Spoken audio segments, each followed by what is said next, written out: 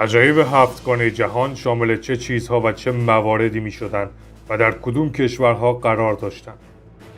عجایب هفتگانه جهان باستان چطوری در هزاران سال پیش بدون دانش و ابزار پیشرفته‌ای که الان وجود داره ساخته شدند؟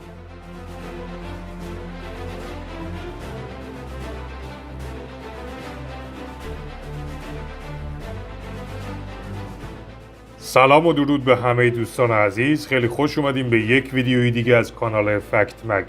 امروز تو این ویدیو میخوام راجع به عجایب هفتگانه جهان باستان با شما صحبت کنم و تک تک این عجایب رو به شما معرفی کنم. فقط قبل از شروع این ویدیو خیلی ما رو خوشحال میکنید که این ویدیو رو لایک کنید، کانال رو سابسکرایب کنید و اون زنگوله کنارش رو فعال بکنید که هر وقت ویدیوهای بعدی منتشر میشه شما اونها رو ببینید. عجایب هفتگانه جهان به طور کلی به دو دسته عجایب هفتگانه قدیم و عجایب هفتگانه جدید تقسیم بندی میشه که امروز در این ویدیو ما قصد داریم عجایب هفتگانه دنیای قدیم و جهان باستان رو به شما معرفی کنیم. شماره 1 هرم بزرگ جیزه در مصر یا هرم خوفو که بزرگترین هرم در مصر است و تنها موردی از عجایب هفتگانه جهان است که تا الان پا برجا مونده.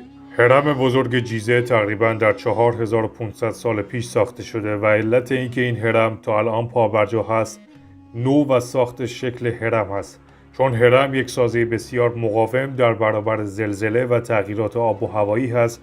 ساختن یه همچین سازه‌ای حتی در دنیای الان که بسیار پیشرفته‌تر از گذشته از لحاظ تکنولوژی و ابزارالات هست یک کار سخت و دشوار حساب میشه. و این هرم در 4500 سال پیش چطوری ساخته شده؟ این هرم باستانی برای مدت 4000 سال بلندترین سازه جهان بود و انسان تا قرن 19 نتونست ساختمانی بلندتر از هرم بزرگ جیزه رو درست بکنه. نکته شگفت‌انگیز ساخت چنین اهرامی در مصر اینه که در اون زمان ابزار پیشرفته‌ای وجود نداشته که مصری‌ها بتونن از اونا کمک بگیرن و اینها رو بسازن. یک تئوری هم وجود داره که میگه این اهرام به دست فرازمینی ها و فضایی ها ساخته شدن، چون در اون زمان انسان ها توانایی ساخت چنین سازه‌ای رو اصلا نداشتن. نظر شما چیه؟ این هرم ها به دست مصری ها ساخته شده یا فرازمینی ها؟ شماره 2 باغ‌های معلق بابل. باغ‌های معلق بابل در شهر بابل قدیم که الان در عراق قرار داره ساخته شدند. این باغ‌های معلق به دستور پادشاه بابل و به خاطر همسر بیمارش ساخته شد.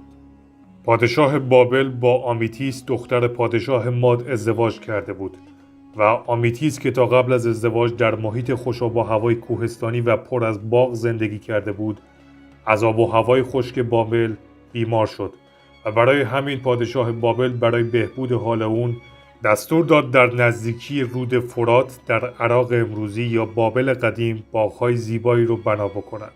ارتفاع باغ‌های بابل در حدود 23 متر از سطح زمین بوده و روی محوطه‌ای بزرگ و آجوری قرار داشته و دانشمندان به این نتیجه رسیدن که احتمالاً برای آبیاری این باغ‌ها آب رو از رود فرات به محل این باغ‌ها انتقال می‌دادن و اگر این ادعا درست باشه سیستم آبیاری اونها از پمپ، چرخ و مخزن‌های آب تشکیل شده بوده. نکته جالب باغ‌های معلق بابل اینه که تنها موردی از عجایب هفتگانه جهان هست که احتمال داره هرگز ساخته نشده باشد، چون بسیاری از دانشمندان امروزی بر این باورند که شاید وجود چنین باغ‌های باورپذیر باشد، اما به دلیل نبودن مدارک کافی تقریباً به افسانه شباهت داره تا واقعیت. حتی در کتیبه‌های خط میخی بابل هم هیچ نشونه‌ای مبنی بر این که این باغ‌های معلق وجود داشتن نیست. به نظرتون این باغ‌ها وجود داشتن و واقعی بودن یا داستان و افسانه بودن؟ شماره 3 مجسمه زئوس در المپیا یونان.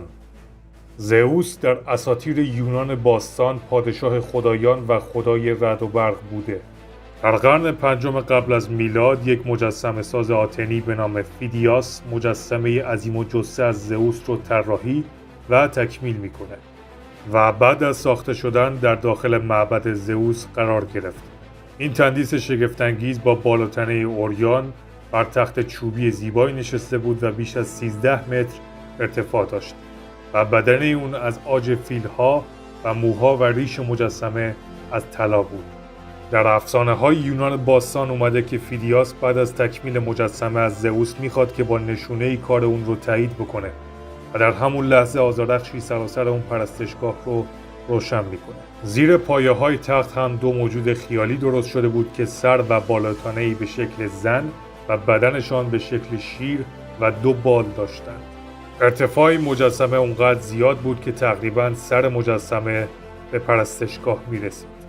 مجسمه زئوس برای بیشتر از 8 قرن در المپیای یونان بود تا اینکه به قسطنطنیه روم منتقل شد و در نهایت در سال 462 پس از میلاد بر اساس آتش سوزی کاملا از بین رفت. شماره 4 معبد آرتمیس در آفسوس. معبد آرتمیس به خاطر قدمت زیاد و شکوه این مجموعه در زمان گذشته در میون عجایب هفتگانه جهان قرار داره. معبد آرتمیس در 500 سال قبل از میلاد مسیح ساخته شد و خیلی از هنرمندان مشهور دوران باستان و یونان روی نقشه‌نگارهای این معبد کار کردند. معبد آرتمیس در 356 سال قبل از میلاد دقیقاً در شبی که اسکندر متولد شد آتیش گرفت و بنا به گفته عده‌ای از تاریخ شناسان معبد آرتمیس بارها تخریب و دوباره ساخته شد.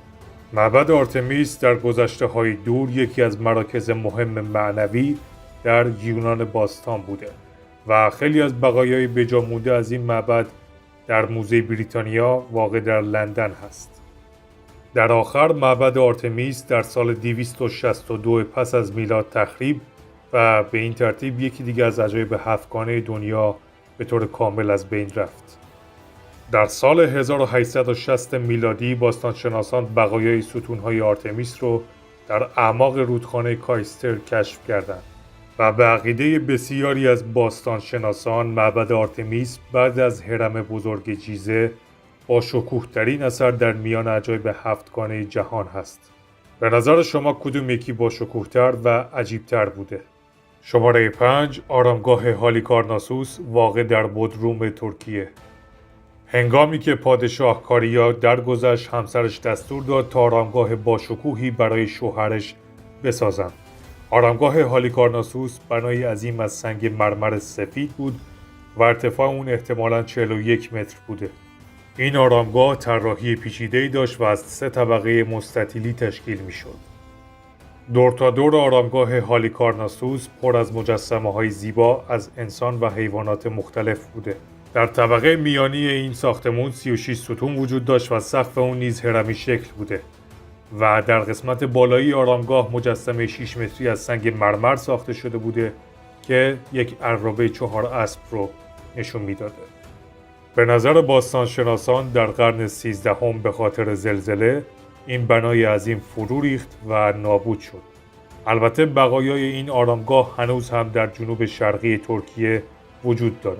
در سال 1846 میلادی قطعات یکی از کتیبه‌های کناری آرامگاه رو از کنار اون جدا می‌کنند و به موزه میبرند و این قطعه الان در موزه لندن نگهداری میشه. شماره 6 غول رودس یونان. غول رودس مجسمه بزرگ و برنزی از هلیوس خدای خورشید بود که در شهر رودس یونان ساخته شد.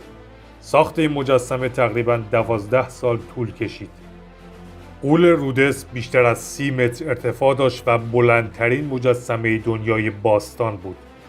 بیشتر باستانشناسان اینطوری فکر میکنن که مجسمه شبیه خدای خورشید یا هلیوس بوده و در یک دستش مشعل و در دست دیگرش نیزه یا یک کمان داشته. برخی میگن پاهای مجسمه از هم باز بوده و هر کدوم از اونها در یک طرف بندر قرار داشته. اما دانشمندان امروزی میگن که هر دو پای مجسمه در یک طرف بندر بوده، چون در غیر این صورت وزن مجسمه رو تحمل نمی‌کرده و اون فرو می‌ریخته. مجسمه غول رودس به مدت 60 سال پابرجا بود تا اینکه به دست زلزله مهیب نابود شد و از بین رفت و این تندیس دیگه هرگز بازسازی نشد. صدها سال بعد اعراب به رودس حمله کردند و فلزهای باقی مونده از مجسمه رو فروختند. به همین دلیل باستانشناسان درباره شکل مجسمه و محل دقیق استقرار اون چیز زیادی نمیدونن. قبل از اینکه بریم سراغ معرفی شماره بعدی و آخرین عجایب هفتگانه، اگر تا اینجا از این ویدیو خوشتون اومد اونو لایک کنید، کانال رو سابسکرایب کنید و اون زنگوله کنارش رو فعال بکنید که هر وقت ویدیوهای بعدی منتشر میشه شما اونها رو ببینید و البته این بهترین حمایت شما از ما هست. و شماره 7 فانوس دریایی اسکندریه. این فانوس دریایی کشتی‌های رود نیل رو برای عبور از بندر شلوغ شهر هدایت میکرد. نظرات مختلفی در مورد ارتفاع این بنا وجود داره و بعضی ها گفتن بین 61 تا 180 متر ارتفاع داشته.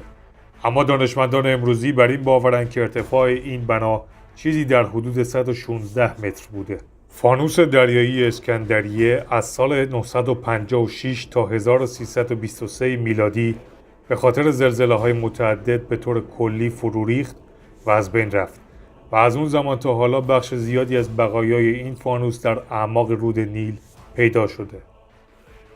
باستانشناسان از روی سکه‌های ضرب شده قدیمی با نقش فانوس دریایی اسکندریه فهمیدن که این سازه 3 سطح داشته. سطح پایین اون به شکل مربع، سطح میانی به شکل یک هشت‌ضلعی و سطح بالایی اون به شکل یک استوانه بوده. نوک این برج مجسمه تقریباً 5 متری داشته که احتمالاً متعلق به اسکندر بوده. ای کاش این عجایب هفتگانه در طول زمان از بین نمی رفتن و ما میتونستیم امروز شاهد اونها باشیم. به نظرتون از بین این 7 مورد کدوم یکی از همه با شکوه‌تر و عجیبتر و پر رمز و رازتر بودش؟